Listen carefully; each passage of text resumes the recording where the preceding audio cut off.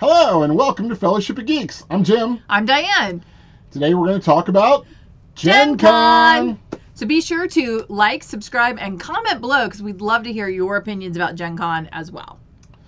So Diane, which part of the multi-part excitement that we're excited for GenCon are we going to start off with today? There are a lot of parts of GenCon to talk about. So today, I think we're going to address some of the upcoming board games and the teasers and tidbit reviews we've been able to see and kind of what our take and our favorites so far on board games are. So we went through, Diane found the GenCon 2025 preview on Board Game Geek, and we'll have that down in the description there so you can check that link out yourself, sign up, mark the games you're interested in, you must have, you're undecided, you're not interested in. Hopefully your not interested list is not quite as long as mine is, but kind of helped as we were parsing through the list of what we wanted to check out, what we're like, oh, I don't know, I need to see a demo. I wouldn't play that game if you put a gun to my head. So you and I do have very different takes on what interests us in a game and what might not interest us in a game. When it says trick taking, I'm like not interested. Moving along. I'm like I'm out. Trick taking, I struggle sometimes with victory points. It's taken me a long time to come to a game and like a game that has victory points at the end with it. But I think so in victory general, at sea with the little cardboard counter victory points is you're not okay. All right, I got it. I don't Cool. have to do those. I like those really quick, friendly, probably party style games where you can have a conversation around the table while you're playing the game, and I guess sometimes take a little less concentration than some other games might take. I think you have a real preference for, what would you say, those big epic board games with Axes and allies and Risk and pieces. all the miniatures. And, speaking of Risk, we'll foreshadow there's a Risk expansion coming out. So what's first on your likes list? First on the list was Cat and the Tower English Edition. If you've watched any of our streams, you've seen one of our cats come visit and come walking through Diane's camera side. So the cat ones always interest me, and this one I'm like, oh, a cat game. That sounds like fun. Play with your friends to avoid catastrophe. I was like, I'm in an exhilarating balancing game. Sounds kind of like our life with cats. It does. I wonder, several of the cat games will also come with like a play on itself in the box where it's like, put your cat here or leave the lid of the game out so your cat can sit in it. So I kind of hope this one might too. That sounds Right. like fun. Nothing will be as good as the Return to Fireball Island that had actual cat rules written into the game. Yes, I appreciate that there was a rule for should your cat jump on the table and knock all the marbles over, this is how you reset. That was kind of epic. So Cat in the Tower is Arcane Wonders. Looking to go check that one out. But I was like, oh, cat game, cooperative, balance, catastrophes. I'm in. Next was an expansion to one of our favorite games in all its various ones was Clank Catacombs, the Underworld edition by Dire Wolf Games. We really enjoy Clank. Acquisitions Incorporated kind of expanded and allowed you to play with 6 players there. Clank in Space is one we need to get. I keep being too cheap. I'm like, not today. I'll buy some other game, but really want that. But this one looks like an additional expansion to some of the Underworld, a little bit more storytelling, kind of expanding what is going on with Clank. Storytelling in Clank will add a very different aspect to it. I like that Clank plays like a D&D campaign on a board game, and you just run in, grab your treasure, and run out. And you can play cooperatively or you can play cutthroat, and it's kind of fun to do either way. Right, and it's a good introduction for people that are kind of interested, might want to try out role playing, but you kind of ease them into it. So Clank's a good one there. So looking forward to the Underworld expansion. Now that's demo only, doesn't come out till Christmas. So thinking about Christmas gifts, but hoping to check out a demo of that. That would be at GenCon. So I will kind of go the opposite way. I'm looking forward to seeing Red Letter, Yellow Letter by 25th Century Games. It's described as a very vocal party game with hardly any spelling. And I have to be honest, reading through the description, it sounds a lot like the throwback to Categories, but in a card game version. So I'm looking forward to that. I think it should be fun. Very vocal games work for me since I'm very vocal and kind of loud. Who the spelling part scares me a little bit. Maybe there's a It's spell check hardly bonus. any spelling it says, which leads me to believe it's going to be like starts with this letter, ends with the following letter. Hardly any spelling. Just remember that if you pick it up and she doesn't have spell check available, and you're in trouble. Or you get what there's spelling geniuses, and like, oh, you're in trouble in a hurry. Well, speaking of kind of plays on words, and speaking of one of the other ones that kind of caught my attention was it's vanity plates. Really? By 25th Century Games as well. If you can read the title, you're already playing the game, and I'm like, anytime I see a vanity title, a vanity plate, or see one, it's like, that's an interesting mix of letters. Is that intentional or not? Like, what are they trying to say? What's that mean? So I'm always trying to figure that out. So being in a game, that sounds kind of fun. This is a little quicker, just a 20-minute play time. So that one did catch my attention, and I was like, okay, I'm like, that's and not bad, $25 there, 20 minutes, 3 to 8 players, so it could be a party game as well. Sounds like a lot of fun, just for one of those light warm-up games before you get into those serious. There's 100 minis and 2,000 card games. Right. The fact that you like a second game from this company also bodes well for me maybe getting red letter, yellow letter, because often companies like this will have buy two, get a third at a discount, or especially if there's smaller card games like this. Like I'm assuming this is, I should say. But those smaller box games are often paired and bundled together. So that you like another one has me hopeful that we might pick up a couple. So there was a maybe, and I certainly would like to check it out. So seeing both those, so we'll definitely be stopping by the 25th Century Games booth and having a look at those. All right, what do you have next?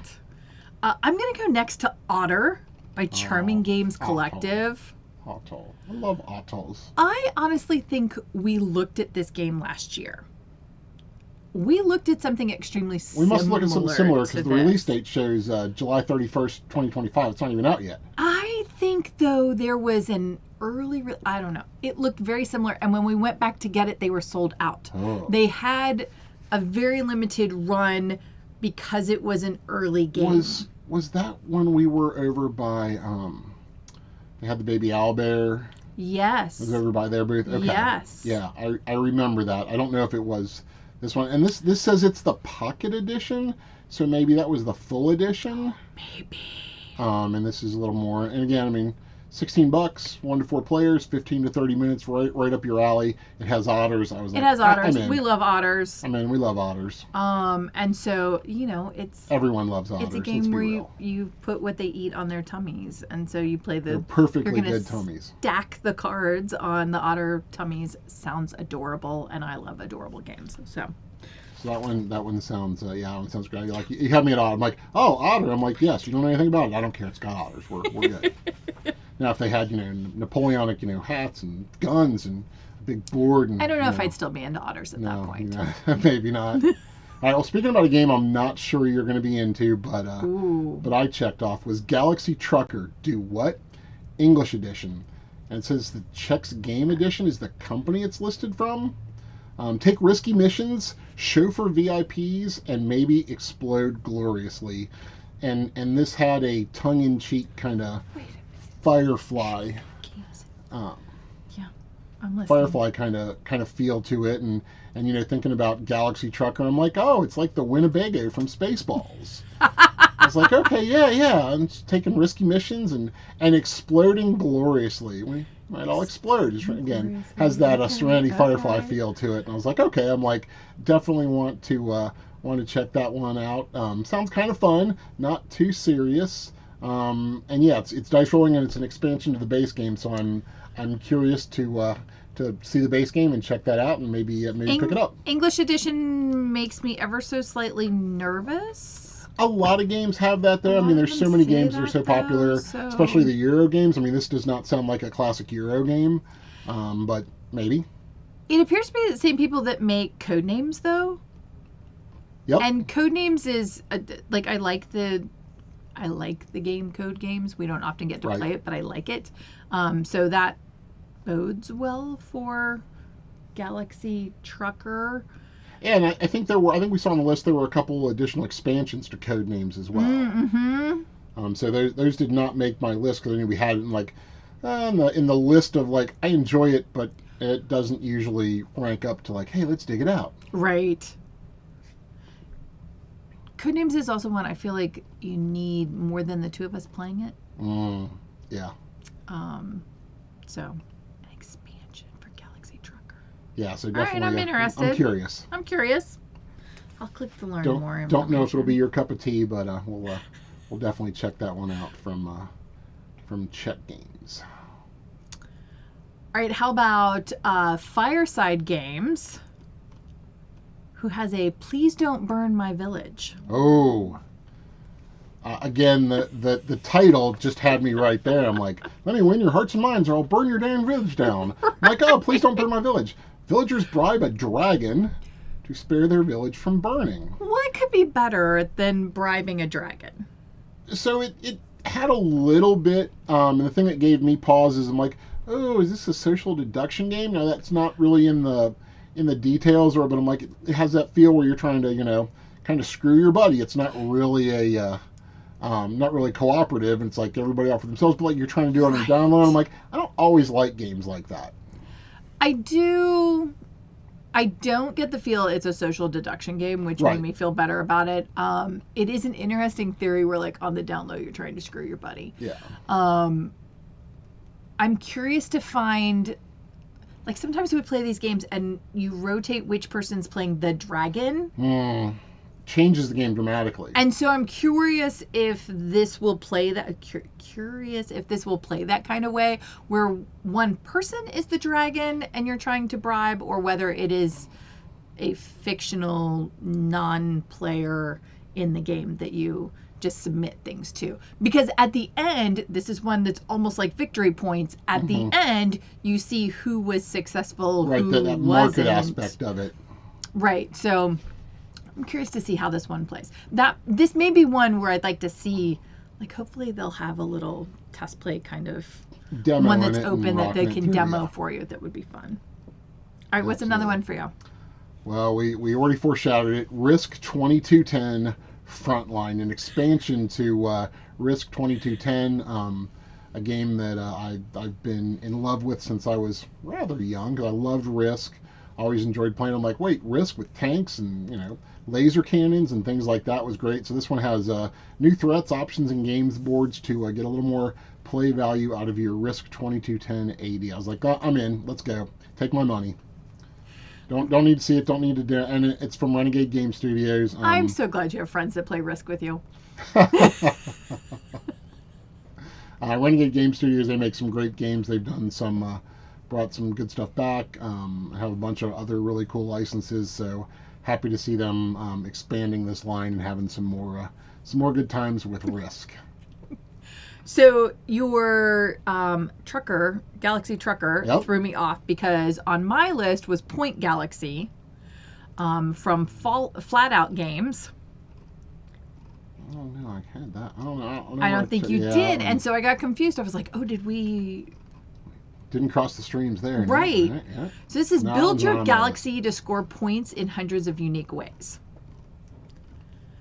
So a little bit reads to me like maybe Sushi Go, where we're gonna trade cards, collect cards. We score points immediately. We score points at the end in several rounds, and so Right. it reads a little bit like it's going to be that. They also are the creators of Point Salad and Point City.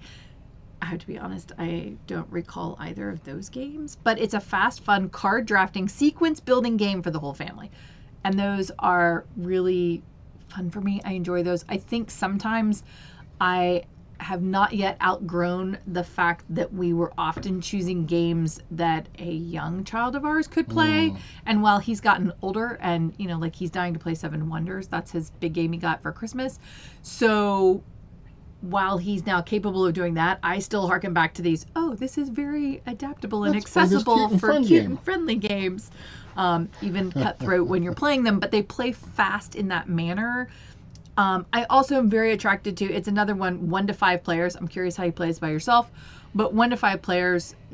he and I often looked for how do we find 2-player games we could do during the day when it was just the 2 of us. Much easier when it's the 3 of us playing in the house, or even better with 5 and get it to friends, or ones that are easy for him to introduce other friends of his to and play. But this is that, I imagine it's the same type of game. So I'm very excited to kind of, again, take a look at this and see this one. It's a 15 to 30 minute play. That's about all my attention span is. So this works perfect. Yeah, I mean, we like galaxy and space stuff, so if it's themed that way, we're probably in. We don't do solo games. This is about fellowship, right? Not about solo. I don't know how you play a game. I don't know how you would play this by yourself, but if it's one to whatever, it obviously has that solo option. I know those are popular, but that's not what we're about here in fellowship. We're about getting together and playing games with other people. That's right. So we need all 5. That's right. We need all 5 people. So if you'd like to come play with us. All right, next up I had on my list was Ice and Idols by Inside Up Games. Oh, yeah. And it immediately kind of felt like Sorrow to me, because the adventurers manipulate pathways to research idols in a frozen temple. I'm like, ooh, so it's kind of got a dungeon crawl feel, making your pathways maybe like Sorrow or some of those. A Sorrow meets Clank would be kind of a neat game to look at. It definitely had that feel, so I'm like, okay, I'm in. It scares me the release date is actually a couple weeks after GenCon. So maybe they'll have some early ones, but it does show that it will be available for sale there, so wanting to check that one out. But yeah, if it's Clank meets Sorrow, I'm in. Take my money, please. Right.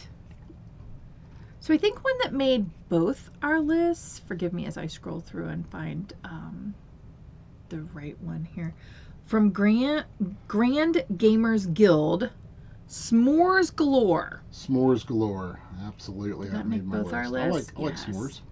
Right. A game about combining marshmallows, chocolate, and graham crackers to make s'mores. Yeah, I was on my maybe list, but I was like, it kind of had me at s'mores. I mean, we camp and scout and do a lot of things like that, and so s'mores are that classic treat. So I'm like, okay, a game that combines that, and I'm thinking, oh, we had a party, bring friends over, you can make all your variations of s'mores and play the S'mores Galore game. This did sound like a really fun one to take on a camping trip, to play around a campfire. Even fire pit in your driveway. Fire pit in your driveway. This seemed like a really quick, easy to explain to people as you bring them in. Outside of Sandlot, I'm fairly certain everyone knows what a s'more is. So the s'more what? I haven't had any yet. The concept of the game should be really quick to get people to enjoy and adapt and learn as well. Do you think there's rules for, like, do you like your s'more burnt to a crisp, or like just warm, or that like brown warm kind of toasty ones? I'm looking at the pictures a little bit, and I don't think so. The marshmallows all kind of look the same color. Room for expansions. There you go, room for expansions. S'mores Galore. We'll get right on that with edition. If you're listening to us, Grand Gamers Guild, there you go. There's your expansion right there. Ready to go. All right, what do you have next there, Diane? Ooh, let's see. Do you have Marvelous available? I have Marvelous available. That one is way up list. There we go. From Cosmos Games. Cosmos Games. Talk to me about Drop, Marvelous. pop, score, unleash a chain reaction. So pattern building sounded good. Children's game, I'm like, oh, I'm a child at heart. And a video game kind of theme. So it's like, if you remember, like Bubble Bobble, where you're popping the bubbles and doing things like that. So I'm like, oh, it's that game. I love that one as a video game. So totally had that, and unleash that chain reaction. You get all the different colors together. You line them up. So sounded fun, sounded quick, kind of easy, just a 30-minute play time, 1 to 4 players. But yeah, Marvelous definitely caught my attention there, and it actually has marbles, and you're popping them and dropping them, or they're unleashing that chain reaction. Again, was very appealing to me. I like a lot of things, happening and going on there in the game. So it makes me a little hopeful. We have a game that has marbles with it. Potion Explosion? Potion Explosion, which is also like a connect the colors and extract things. So, and that game is fantastic fun. Mm-hmm. Very adaptable really for like lots of one, ages. too. Yes. Surprisingly easy to travel and take places, even though the box sounds like it's going to explode with marbles at any moment. You might unleash a chain reaction. So yeah, I'm excited to kind of put our hands on Marvelous and see and Check that feel one what out. that looks like and how their take on marbles and connections is on that one. So it should be a lot of fun. Yep. All right, my next one is a little zany. It is Silos, and I'm like, Silos? What's that about? Sounds like work. No. So the description: brainwash the humans, abduct cows. I'm in, and control the town in the '80s Earth invasion. Majority influence game events and sci-fi. I'm like, oh my gosh! And I read a little bit more in the description, and these aliens that are trying to take over view cows as the highest life form. That explains all the cattle mutilations. Why would you mutilate something that's the highest? Anyway, they're trying to understand it. Okay. That's the best I can think. And so with our obsession with Skinwalker Ranch, I'm like, oh, Silos, I'm in. So that's from Bitewing Games. But that one, I'm like, okay, definitely want to check Silos out.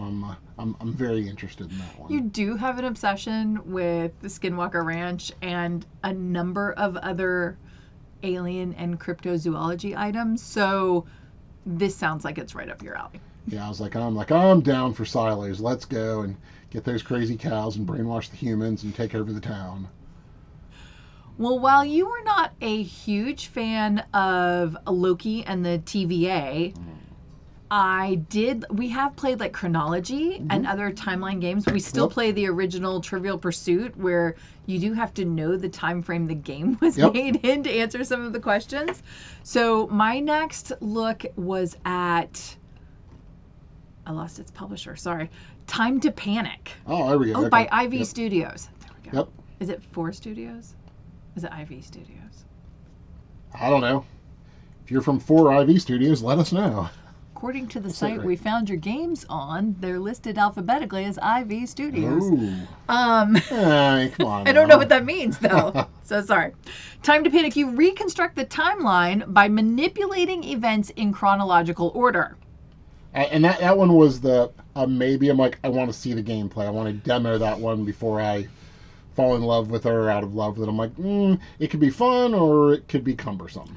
I appreciate that it's a cooperative card game because there are times I'm like, I don't have a grasp on that, but I know someone, I know the other person at the table knows it, so I'm glad to see that it's cooperative. Yeah, it's like timelines. Like sometimes you know a couple of the pieces, but you're like, oh, where's that third piece go? On each turn, you'll place a card back into the timeline and activate its ability. So I'm curious to see what abilities. And that was where I'm like, I want to see how this plays. Draw a new panic card to resolve sowing extra chaos in the game. It may begin to look like the TVA. And sowing chaos, I'm all for that. Because if I get bored, I'm going to start sowing chaos. Right. So I think that both of those, for me, look like fun. Time All right, so on that line by Asmati Games is they have the Innovation and Innovation Ultimate Edition. Guide Your Civilization. I was like, I'm in. With inventions from the Stone Age through the modern era. So I don't know if it's like the video game Civilization or what. I mean, it's 4th edition, so this one's been around for a while. So I'm definitely interested to check that one out. Hand management, layering, card game, Civilization. I'm like, okay, I'm in. Let's go. You are a big fan of Civilization. Guide Your Civilization. I'm there. I'm like, I'll guide your Civilization right to where it needs to go. We've lost you for many a month to Civilization. So I binge it for 3 days straight and can't move my arm or walk. Right. So yeah, Innovation sounds fun, and doing it through that Inventions. Like, okay, I'm like, that one definitely caught my attention. Okay. I'm not sure that one has my attention as well. I don't know if I'm in for the $80 Ultimate Edition, but the $22 base game, certainly a good place to start. I have forgotten the alphabet, so I'm struggling searching for something for a moment. I remembered the alphabet now. I'm good. You would think alphabetical is the way to do this and made it easy to find, but all of a sudden I was like, why can't I find it? I was reading my list off 2 different, I was mixing and crossing. Anyway. Okay. Don't cross the streams, that'd be bad. I went to Lucky Duck Games, and right? Lucky Duck Games, I'm looking at Temple Code. Absolutely. Archaeologists use deduction and compete to find combinations of statuettes. It seemed right up my alley, to be perfectly honest. 1 to 4 players, 30 minutes, ages 8+. It read a little bit to me like, I've just forgot now. I'm sorry. Combinations and deduction. Like it's Indiana Jones in Yeah, a it has quick that- card game kind of play. Trying to get the different pieces of the statues maybe through some, or trying to figure out what the next one is. If you have all the pieces available to you and trying to put them together, scares me a little bit. Release date's September 2025. I'm like, I want to go home with it if I want it. But again, we've been there where we've seen there's actually some things Yep. there. Yep. That they'll have copies. So hopefully they have those early releases for should we want to pick them up. All right, so next I one. like that one. I'm Cute. I'm really excited about this one. Okay. As much as I own too many Star Wars games that I don't play enough, and I was telling our little guy about it, and he's like maybe we could play Armada or Imperial Assault or X-Wing or something. But no, go find new shiny that we won't ever play. So this one is Star Wars Battle of Hoth.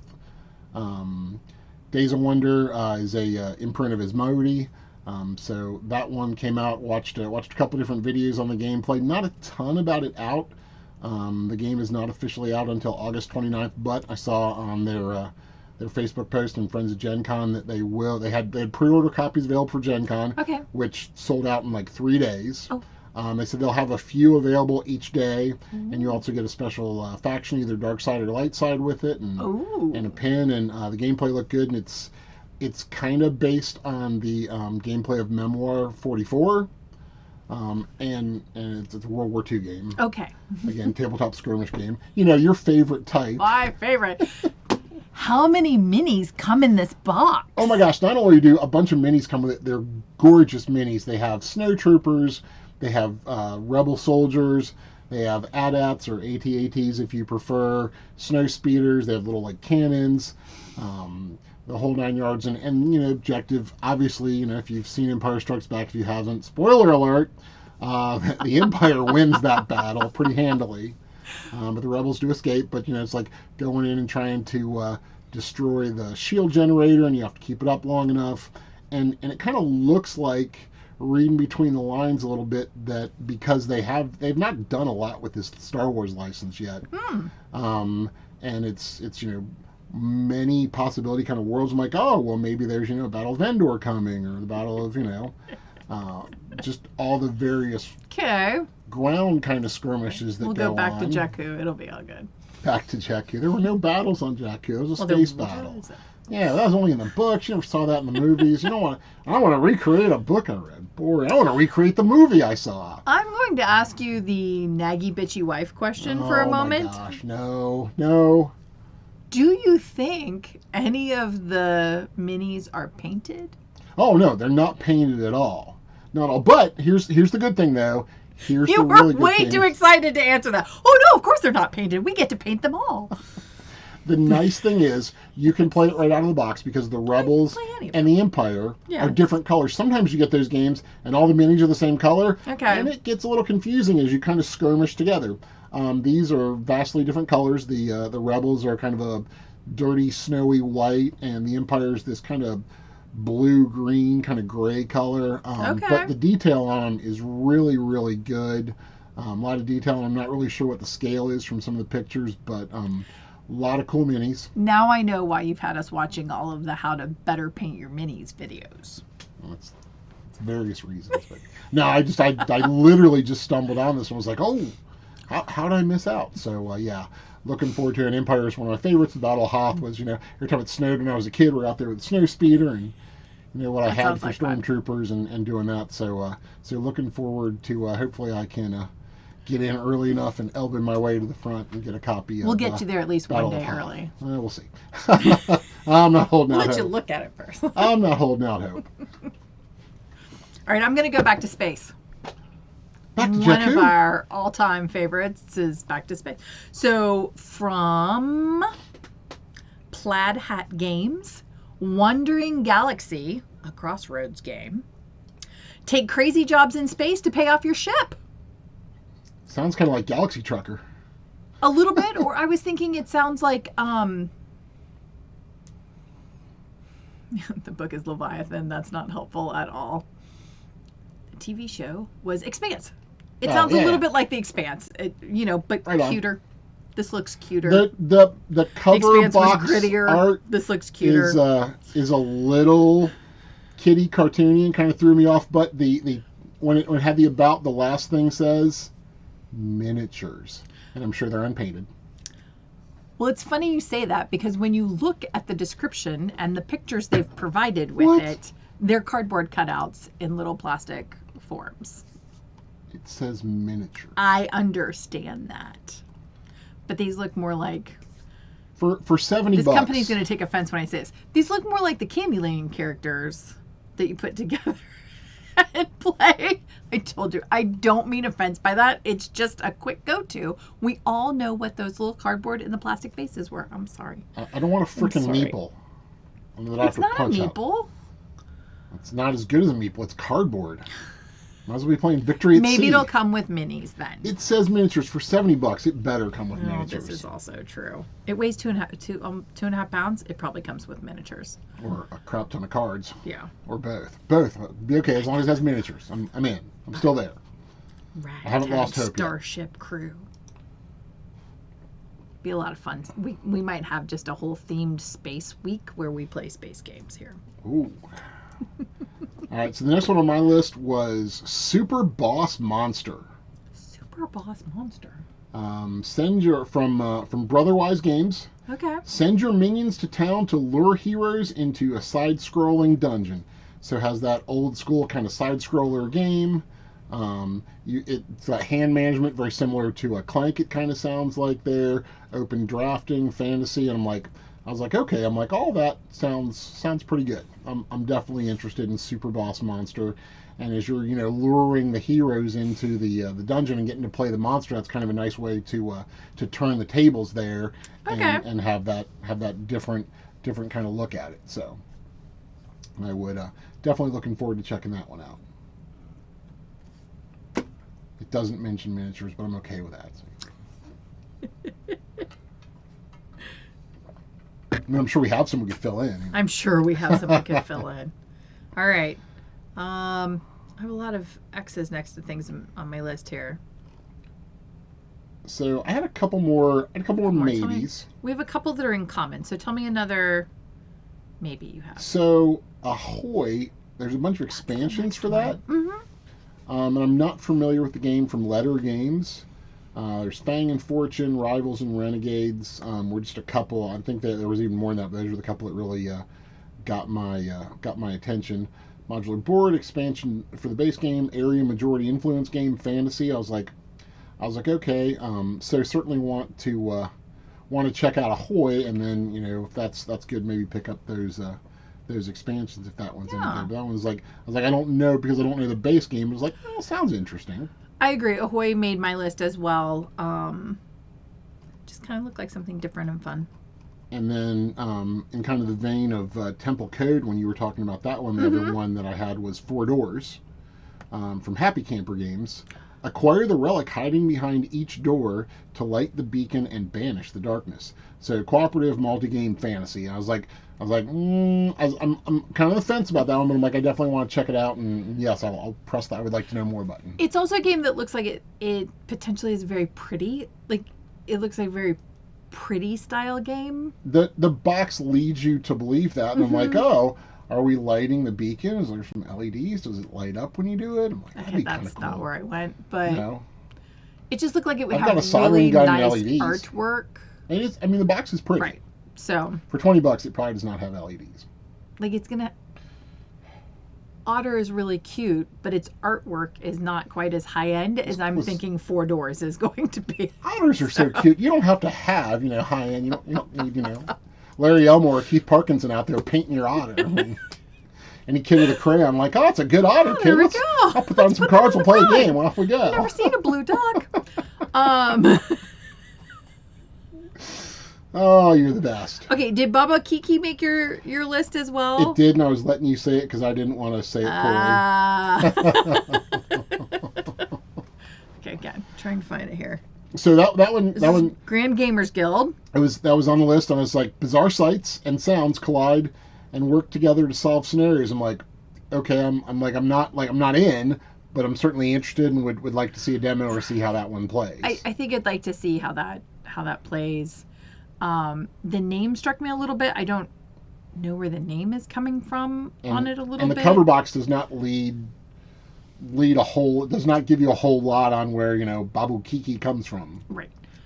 I get advertised a lot a game that's called We See, and it means yes, yes. Oh yeah. Okay. And it's sort of like the Ouija board. No. I mean the play on words, not summoning demons. There's no J in this we. It's yes, yes. Yes, yes. Oh, we, Ouija. yeah. Got it. I'm sorry. A little slow on my take. Sorry. She likes those word games, folks. Uh-huh. But that one's a matching game where you figure out what the things have in common, and can anyone else figure out what you thought they had in common. So the nameplay on that kind of caught me, and this one being a little bit psychological. I don't know what the Baba Kiki effect is. Hang on, there's a link for it. Let me read it. Oh, but wait, there's more. A non-arbitrary mental association between certain speech sounds and certain visual shapes. Non-arbitrary, yeah. When people are presented with nonsense words, they tend to associate certain ones with rounded shapes or ones with spiky shapes. Yeah, I did read the description on this one. And I was like, okay, I'm a little more interested now. It's either going to be really fun. I've never heard of this phenomenon before. How fascinating. Esoteric and bizarre, and we'll be like, oh, cool game, little kid. All right, I definitely want to stop by and put hands on it and see this one. That, I didn't even know that. Yeah. Meet the designer. I'm also curious, and maybe we'll have to do maybe we'll do it as like a post-GenCon discussion. The conversations that are had with people at the booths. Right. Are always fascinating and different depending a little bit on the size of the publisher and the size of the game designer and company that's there. Sometimes you are literally talking to the guy who designed it, and you are literally talking to the woman who drew all the art. Like, there are times that you're literally talking to them, and there are times that you're talking to somebody who was hired for the week to come demo the game. They got a badge and a quarter share of a hotel room. Right. They get to game all night or do whatever, but... And so sometimes the hard sell is a little bit different. Sometimes they're just excited to have somebody to talk to about the game. And that is not specific to how large or small they may be as a company either. We've had both sides experiences, good and bad. I'll never forget, we went back and bought the game because it looked interesting. It was really pretty on the table. We wanted to know more about it, but had to be somewhere to pick up our son. Literally the other side of the dealer hall. The other side of the dealer hall in 2 minutes. And we told the guy at the booth, you have 1 minute to describe this game to me. And he came in at 58 seconds. And we said, we'll be right back. And he's like, I'm never going to see these two yahoos again. We came back and bought like everything the game and the 4 expansions that went with it. Partially because he was so good at sticking to the 1 minute we told him he had. So it'll be interesting to see in how they're going to describe the Babu Kiki effect. Because I think that really becomes central to how this game plays. And a selling point, like, why did you, like, right? I want to know more. I want to know more. Do you want to tell me more? Or are you like, oh, it was a fun name? Or I like, hey, but I'm curious. And so, yeah, those are the ones. So I'm like, I'm like, oh, all right, I want to know. This is another word one. And I think I enjoy word games. I enjoyed it. I enjoyed it. I enjoyed it. I enjoyed Balderdash. And vocabulary was the other one where you had 2 words that were real and you made up a third word and you gave them all definitions, see who knew which one. It's interesting. These are all made up words anyhow. So, all right. I find that fascinating. Okay. So that was my list of certainly board games I was interested in. Do you have any more? I think that covered most of my list. Okay, so that's the board game. So there's plenty out there. This is one of our first probably 3 kind of GenCon prep videos we're going to make and talk about GenCon as we get out. We're a little over a week away. Just under 10 days, I think. Yep. Yeah. So coming up on it. So next time we're going to talk about role playing games and some of those that are dropping. Not quite as many as board games. Maybe a little more in depth there. And some of the stuff we're looking forward to is a few other items, and then probably our third part in our Gen Con prep. Talk about if you have if you've never been to Gen Con, what do you expect? What are we looking forward to? How do you survive? How do we prep? How do we survive? We've mentioned several times. You've gone to Gen Con for how many years now? I've only missed the 21 right after COVID since they've been to Indy. I don't know how many years. I forget exactly what year years. Came in. Yeah, and then and we haven't. And besides that one COVID year, we haven't missed in 15. Definitely, we haven't missed in 16 years. Yep. We take our child to Gen Con with us every year, and so our view and our prep has grown as we've done that, and as we've changed as a family. How that looks like this year is going to look very different again, because he can kind of go on his own this year. So there's a little less supervision. Is different. There's not less. It's different this year. And it's been funny as he's gotten older. I mean, I remember when he was little, I want to wear a different costume every day because that's what the cool and fun people wear, costumes. Awesome. And I'm like, it's August in Indianapolis. You're going to melt and die wearing your, Batman Halloween costume. I don't care. I'm going to wear it. And so he made it wearing all the day. Costumes and just rocked it out. And he would like, make it all day. You're going to have to go to the bathroom in this, $9 freaking costume that we bought on clearance at Walmart last year. But okay, sure. Have fun with that. And he did. He absolutely ate it up going in costume. And then as he got a little older, he started to have his own agenda. And I'm like, no, these are what we go and do. And he's like, but I want to do X and Y and Z. I'm like, well, we're going to probably do a couple of those. Took me so off guard the first year. I'm like, wait, you want to do what? No, this is... He's like, well, yeah, we're here every year. And I'm like, what? I'm not sure I recognized that he recognized we're here every year. Bro, you're in the sidecar. You're not driving the bus. I'm pretty sure we were wrong. Yeah, we were wrong. So yes, what we look forward to, what we do to prep, and how we kind of look at prepping for going to Gen Con. It's a long, intense 4 days. It is. It is. So, it's a marathon. It's a triathlon. That's right. One of those century kind of races. The best type of fellowship, though, and the greatest group of people gaming that you can get together. And there is something truly magical, and I realized it again this year at Origins because I hadn't been for a few years, running games and being back, like being with your tribe. We're people of all different walks, colors, faiths, you name it, and we're all there because we like to play games. Some of us might like to play card games or board games or miniature games or role-playing games or LARPs or whatever. But we're all there for that same purpose, and we're all part of that same tribe. And that shared energy, that fellowship that we kind of talk about and think about when it comes to playing games and enjoying all the geeky pursuits that we do. You can't beat that energy. That's true. And even even it can be taxing for a lot of people because there are a lot of people. A lot of people. And you get Preston there all together and Saturday in the dealer hall. Good Lord.